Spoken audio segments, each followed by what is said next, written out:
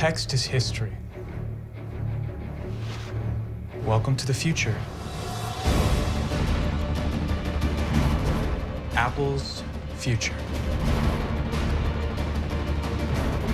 Kinda neat. The digital age was not born peacefully. It emerged from a bitter rivalry between two of the most influential minds the world has ever known. Bill Gates, the young computer prodigy, We have an operating system. and Steve Jobs, the charismatic innovator. Today, for the first time ever, I'd like Macintosh to speak for itself. Two brilliant thinkers, Tell you what, I'll let you invest your $1 million in our company. willing to do whatever it takes How's 50 grand sound? Sounds amazing. to go down in history We had a deal that you agreed to. as the man who would make the computer personal. If Apple goes down, you've got no one to fight. And change the world forever.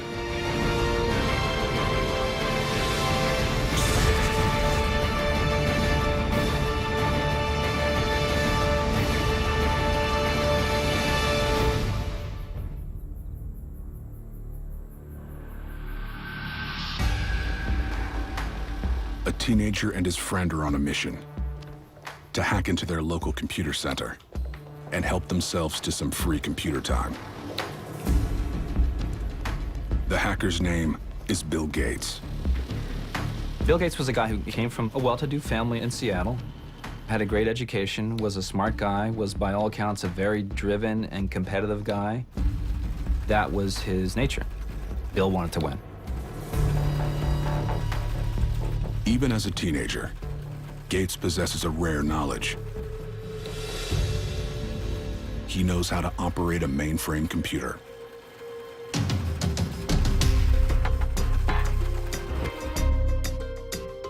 Mainframe computers were these huge computers that experts used, to crunch data. They were used by corporations, and, the gods of tech had to run these things. They couldn't be handled by regular people.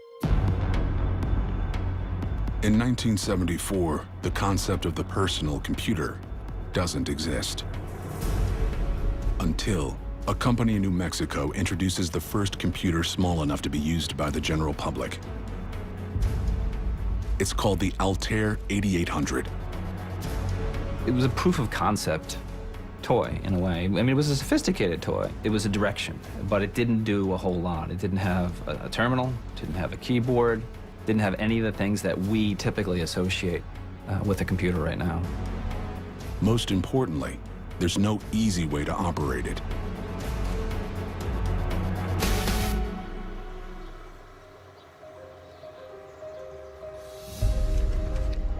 When the Altair is released, Bill Gates is a student at Harvard University.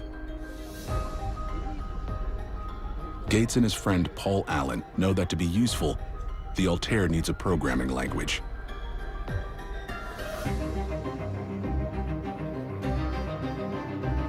And they decide to give it one. Bill Gates and Paul Allen sensed that something was in the air. They didn't want to spend the next 2 or 3 years watching the parade go by.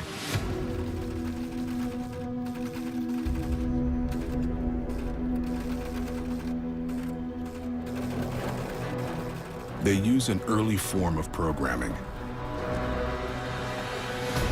in which holes are punched into spools of paper in patterns that form commands.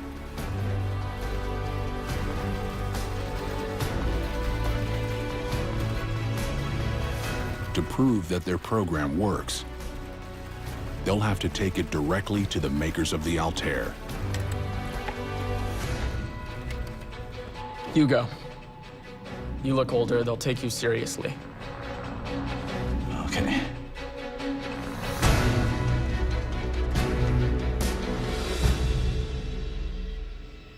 But Gates and Allen aren't the only ones determined to make computers easier to use. 3,000 miles away, the future of the personal computer is being imagined in a completely different way.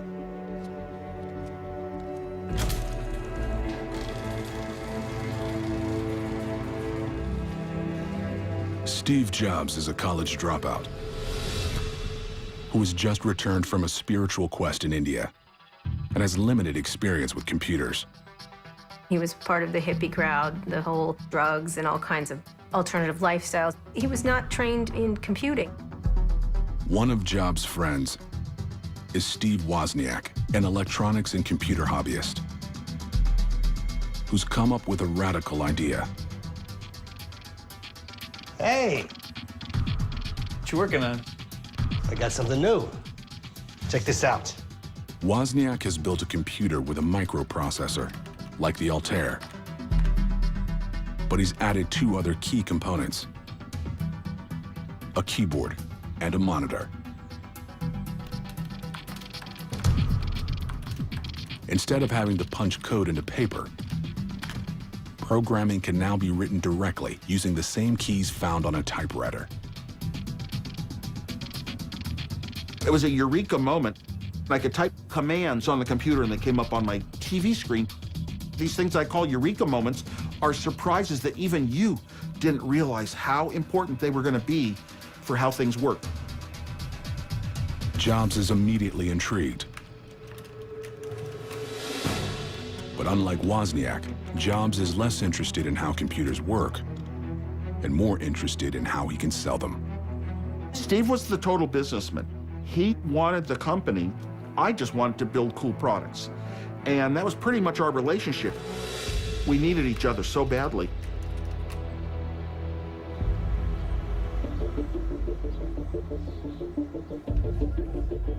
Bill Gates is waiting on word from his partner Paul Allen, who's demonstrating the software they created for the Altair.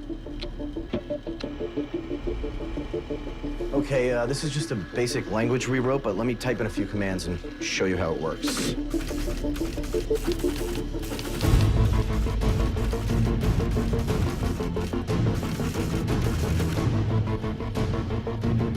You don't know which ideas are going to have the greatest potential until you've actually put them in practice. Sometimes someone comes up with an idea and you say, wow, this could really revolutionize the world.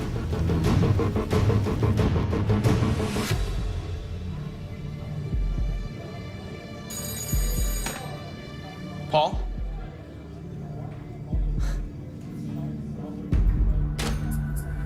Gates and Allen have just sold the first software program for a personal computer. It's enough to inspire Bill Gates to take the biggest risk of his life. At the age of 19, he drops out of Harvard, and along with Paul Allen, starts a small computer company in an Albuquerque strip mall. They call it Microsoft. In a California garage, another ambitious company is being born. Steve Jobs thinks he can sell the latest computer designed by his partner, Steve Wozniak. After all, it has 16 times the memory of the Altair 8800 and a memorable name. I was thinking Executech. Maybe Personal Computers, Inc. No.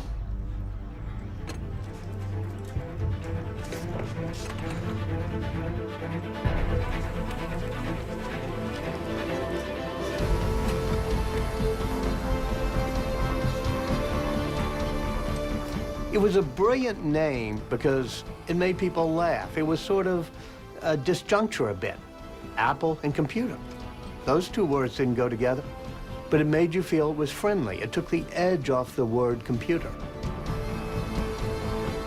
But a clever name won't make it any easier to sell their creation.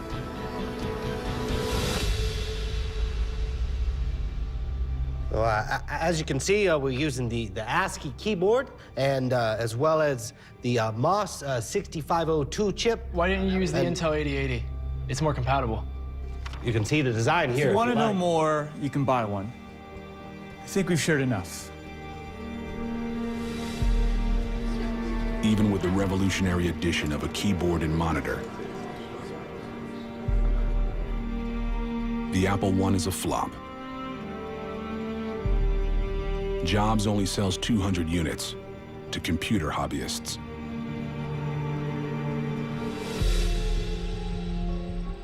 But Jobs and Wozniak are not ready to quit. We knew we were going to be successful. We never once thought we would fail. We knew that we were going to shock the world and that we were going to be so far ahead of everybody else's attempts to build low-cost computers that we were going to own the world. While Steve Wozniak works to make their processors faster, Steve Jobs knows he needs to make the computer itself more appealing.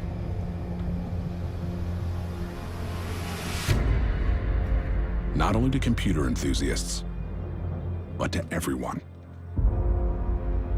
He begins to imagine a fully contained machine, incorporating all the needed components into a revolutionary, easy-to-use design.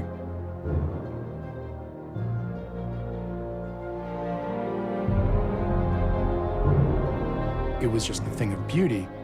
Steve Jobs brought a whole different design and spiritual dimension to computing. He looked at the Zen of computing, and he was able to bring a sense of beauty to computing.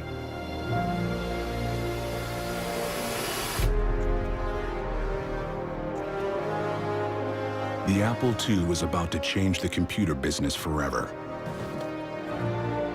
And one man is determined not to be left behind.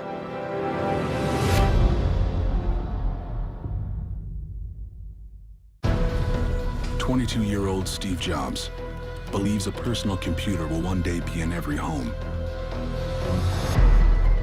And now he's one step closer to making that dream a reality.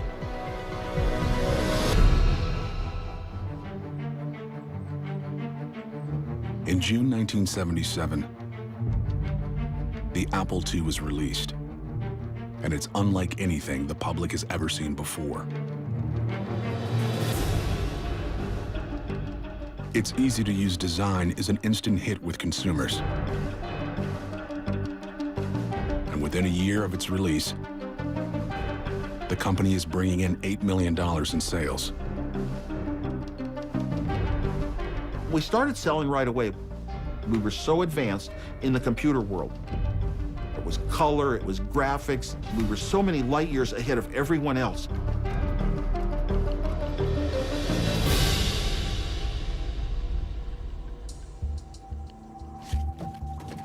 Apple has its first hit. But when Bill Gates gets a look at the computer, he sees a way to advance his own company, Microsoft.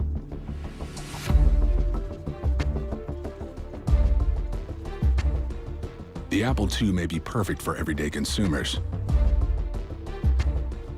but its programming isn't compatible with most business software on the market. Gates knows if he can give it the ability to run business programs, he can cash in on Apple's success. Gates and his engineers spend months developing the Soft Card, a circuit board that plugs right into the Apple II, allowing it to run business software. But in order for Microsoft to benefit from its design, two of the greatest minds in the computer industry will have to meet face to face.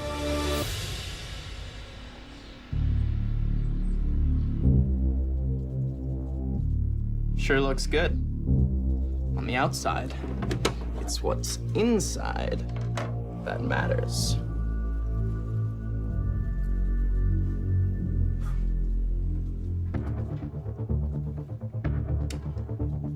You know how to write code? I hire people for that. Steve Jobs and Bill Gates were like a binary star system. Starting in the 1970s, they orbit around each other. They each have a grand gravitational pull. Now you'll be able to run everything out there. Word processors, spreadsheets. Bill Gates has just given Steve Jobs a way to turn his popular home computer into a powerful business machine. It's a win for Apple and for Microsoft. By 1980, selling soft cards to Apple users has become Microsoft's #1 revenue source. And the company triples its sales.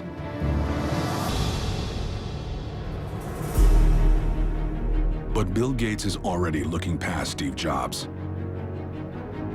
and sets his sights on the biggest name in technology, IBM. For decades, IBM has been at the forefront of business technology. But now they want to get into the personal computer business. The thing that Gates saw that was important was IBM was going to be a big deal in this area. And so he wanted to be the principal software on that PC.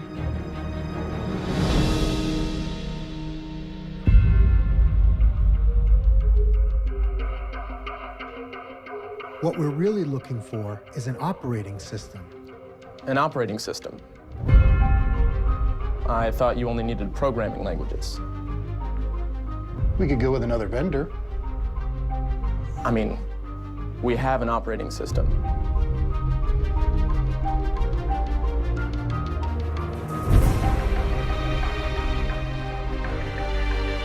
Gates makes a deal with IBM. Even though Microsoft hasn't actually built an operating system yet.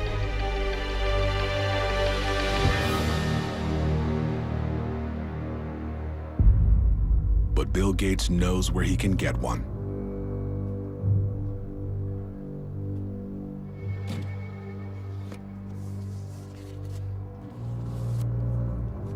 How's 50 grand sound? It sounds amazing. Who'd you say it was for? Confidential.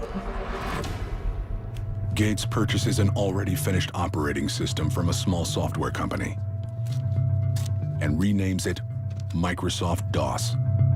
Basically, they said, we're gonna pay you $50,000 and we can do with this anything that we want with it. And the company was glad to sell it to them.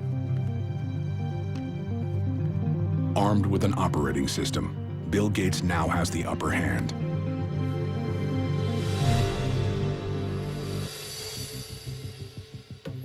So when he returns to IBM, he makes one non-negotiable demand. I'd like the right to sell it to third parties. Gates is making software, and software was king. And so Gates made the very shrewd idea of creating software that could be on any device.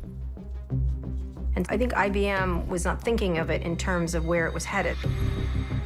Gates negotiates a non-exclusive license to IBM for Microsoft DOS. Now, Microsoft has the right to sell their operating system to any computer company in the world. It probably ranks as the greatest business deal in history. The money that DOS brought in made Microsoft an incredibly wealthy company. And when you have a lot of wealth, you have a lot of power. And you can begin to shape an industry.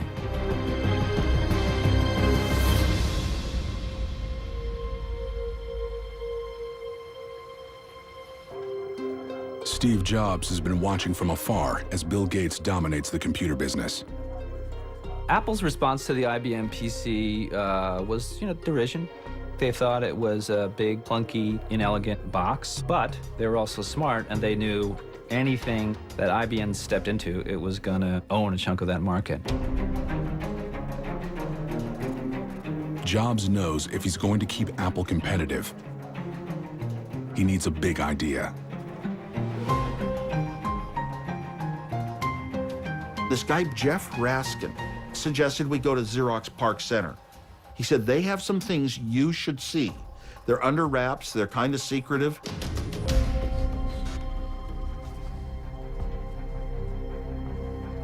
Yeah.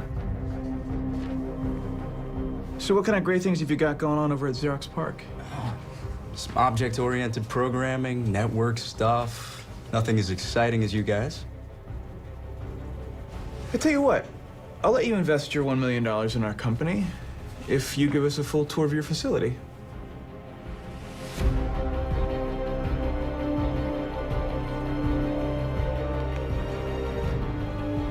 We can make that happen. Steve Jobs has no idea that what he's about to see will transform his life, his company, and the world.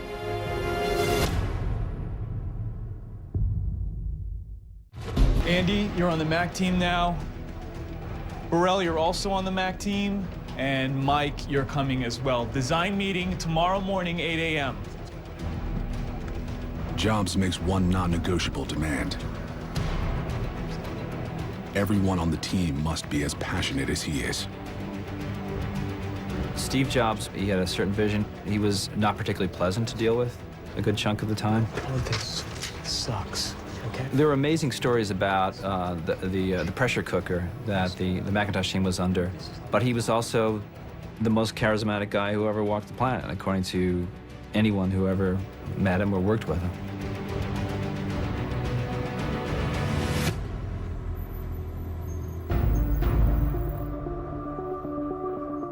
With building the Macintosh demanding all his attention, Jobs realizes he needs a proven business leader to run Apple. Steve needed somebody who could be a crisp manager and marketer. Because Steve was all over the place. He was not a great manager. In 1983, former Pepsi executive John Sculley steps in as Apple's new CEO. Just as Jobs is nearing completion on the Macintosh. We're all set. All the top guys? Yep. All in for the Mac. Who'd you pick for software? Microsoft. You trust Gates? There's no one better. What he did for Apple II, insanely great.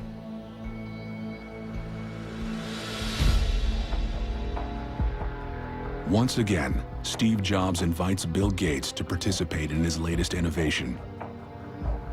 Text is history. Welcome to the future. Apple's future. Steve wants to show off this notion that they're going to do this user interface. That's really cool and graphical.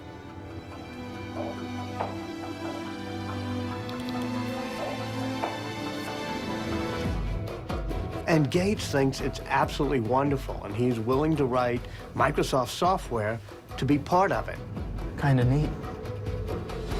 But Gates senses an even bigger opportunity for Microsoft. I think when Bill Gates saw the graphical user interface, I can't imagine he did anything but think, like, I got to run back and tell my guys about this, because this is the way you're going to interact with computers in the future.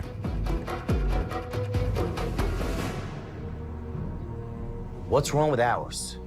It's brain dead. His can slide windows around. He can have two open at once. Why don't we just drum up a lookalike? We need to beat him to the punch. This has to happen now. Bill Gates decides to go after Apple directly. He instructs his team to start work on a graphical user interface that they call Interface Manager. In America, because anyone can use it. A child can use it. But by the fall of 1983, a different name would finally stick: Windows.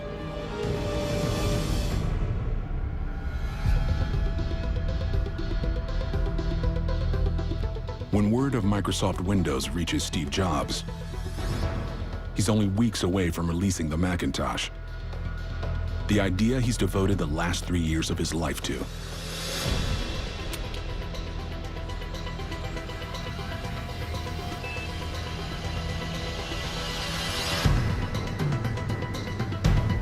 The man who Jobs thought was an ally has declared war. Gates, get him down here now.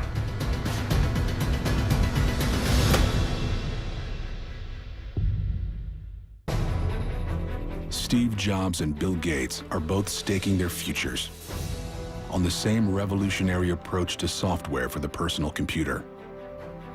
But in the effort to get to market with it first, the one-time partners are now at war. Gates, get him down here now.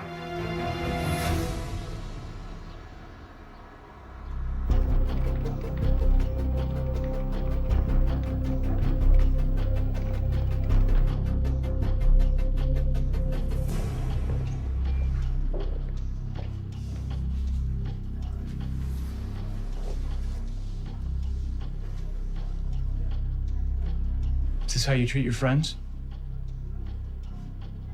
I trusted you. I brought you in on the Apple II. I brought you in on the Macintosh. We had a partnership. We had a deal that you agreed to. And you're stealing from us. You're killing us, and I'm not gonna stand for it. Bill Gates is a smart guy, and he's a smart businessman, and he recognized an opportunity. He wanted to create a great computer. He wanted to create a great company, a strong company. And you do whatever you have to do to get that. Windows is still 2 years away from being ready. But Bill Gates knows he needs to beat Jobs to the announcement.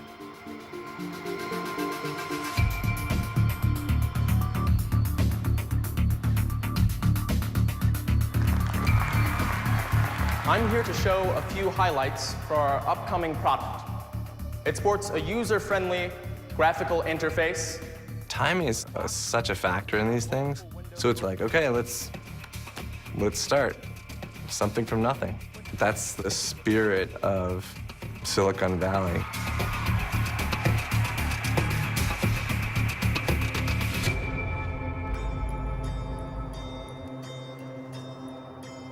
Steve Jobs' dream has been hijacked. But unlike Gates, he has a working product that's ready to sell and a natural talent for marketing it.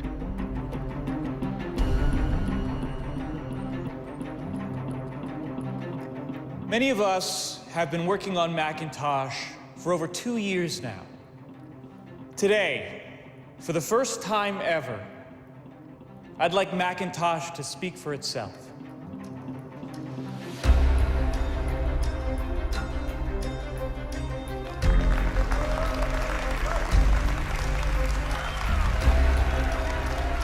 Hello, I am Macintosh.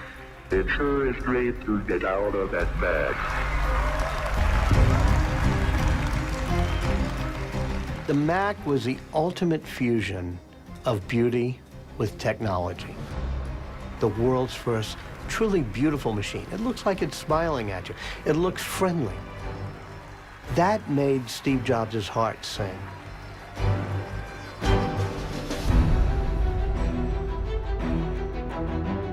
The unveiling of the Macintosh is a hit.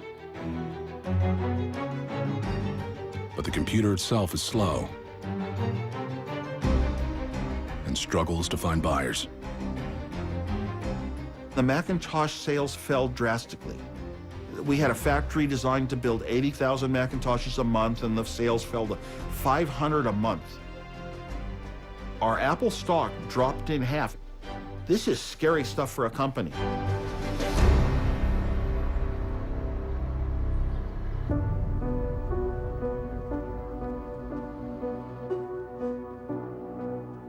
I got with the design department, and I think it's gonna be... Steve, there's no one who admires your brilliance and vision more than I do. John, what are you saying? The board's decided that it's best if you step down.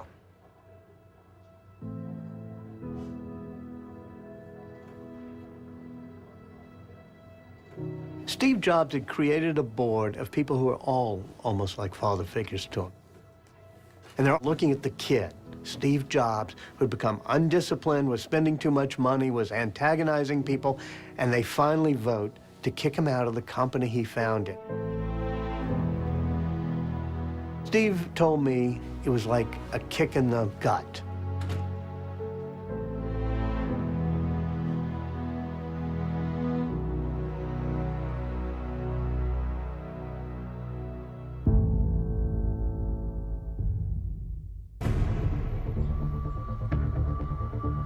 In 1985, the Macintosh fails to light the world on fire. And Steve Jobs, the founder of Apple Computers, is out of his own company.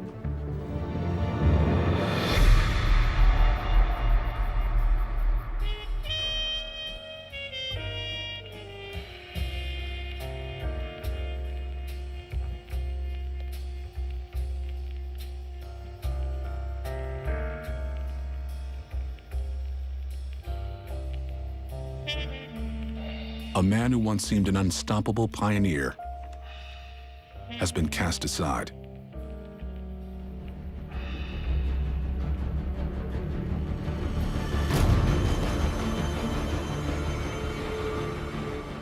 While his rival Bill Gates is building Microsoft into an empire, MS-DOS has become the standard operating system on millions of computers. And on November 20th, 1985, Bill Gates and Microsoft introduced Windows to the world.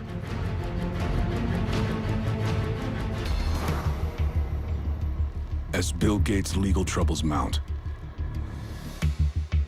his competitor, Apple, is doing no better. Apple without Steve Jobs is not innovating. They're kind of milking the old product line. They don't even have a good new operating system. With Windows dominating the industry, Apple's share of the home computer market falls to 4%. And in 1996, the company loses $1 billion. Apple was struggling. Apple went through a series of CEOs that were treading water. You had, Scully, you had Gil Amelio, you had Spindler. Apple was within a month or two of going bankrupt.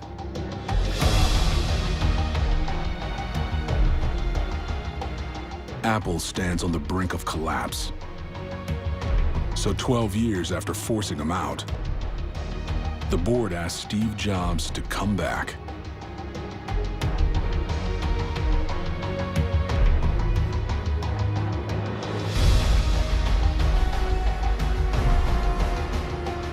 But before he can begin making Apple innovative again, Jobs knows he's going to need an infusion of cash, and fast. To get it, he'll have to turn to an unlikely source. Hi, Bill. Bill Gates is under investigation for running a monopoly. Steve Jobs is back at the company he founded, but it's on the verge of bankruptcy.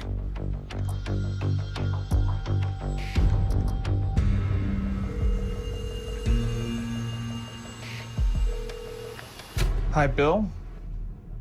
Steve? I hear you're making friends with the Justice Department? And you're back on board a sinking ship. If Apple goes down, you've got no one to fight. But if you keep us in the game, you can go on winning. Think about it. It didn't behoove Gates for Apple to go away at that stage of the game. If you have no competitor, then people say, you own all the market, and that's not a good thing. It's better to have a crippled competitor than no competitor at all.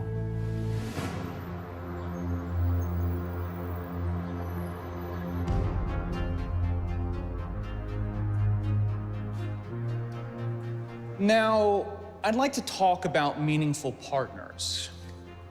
Apple lives in an ecosystem, and it needs help from other partners. And I happen to have a special guest with me today via satellite downlink, and if we can get him up on stage right now.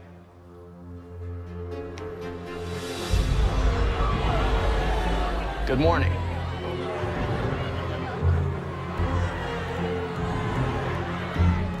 This was a remarkable moment when Steve Jobs brought Bill Gates up on the screen. The cult of Macintosh jeered and booed him. He was reviled as a monopolist, as a bully. They hated Windows, they hated PCs, and they hated Bill Gates. Despite initial backlash, Microsoft invests $150 million in Apple. And Jobs wastes no time turning Apple around. Steve just takes massive control, and he makes sure that the products are just relentlessly beautiful, like the original iMac with its translucent colors and that rabbit-shaped design. 7 minutes to load a song. In 2001, Steve Jobs pushes beyond computers The MP3 player that ruined my day. into entirely new products, like the iPod. Make me something better. Nobody knew we needed 1,000 songs in our pocket. We all had MP3 players. But Steve said, no, I'm going to create something that's so great. People don't know they want it, but once they see it, they're going to want it. Everybody says, that's great, but Steve says, no. Somebody's going to be smart enough to put this on a telephone, and we'll be left out. So he comes up with the iPhone. In 2007, fans wait in line as long as over 100 hours to buy what would become Steve Jobs' signature marvel, the iPhone. And Apple is on its way to becoming one of the most profitable companies in the world. The concept that you could carry around and hold these supercomputers in your hands and do all kinds of things with them and interact with the world is a big idea.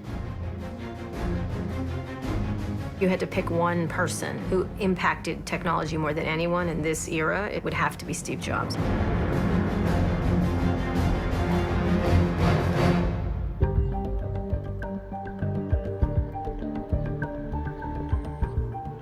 While Steve Jobs' reputation soars, Bill Gates has an image problem.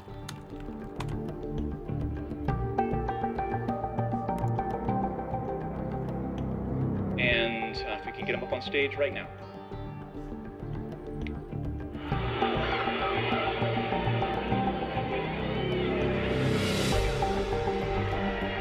He wanted to be beloved, and he wanted his name to go down in history in the pantheon of great men. In an effort to redeem his legacy, Bill Gates, one of the wealthiest men in the world, turns to philanthropy. He was motivated to become a philanthropist, not only to make the world a better place, but to rehabilitate his image. The Bill and Melinda Gates Foundation becomes the largest private foundation in the world. Gates now is very compassionate and very wise, and has come around to the thinking that we all are on the same team. He's going to leave the world a better place.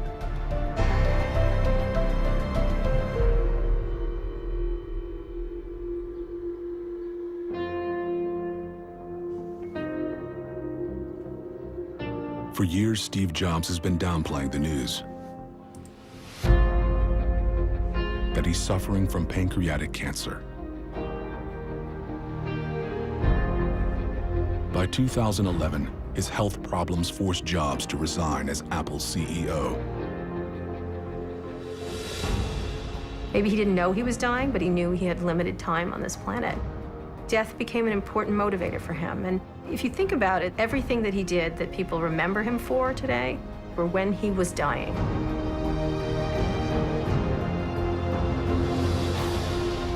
His death is mourned the world over by legions of fans as devoted to the man as they are to his machines. In the year following his death, Apple would become the most valuable company on Earth.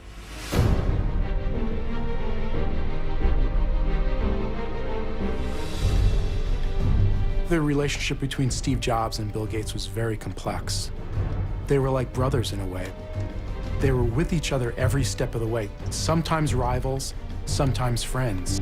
They were mean to each other, but eventually reconciled because they were the two pioneers that built the industry.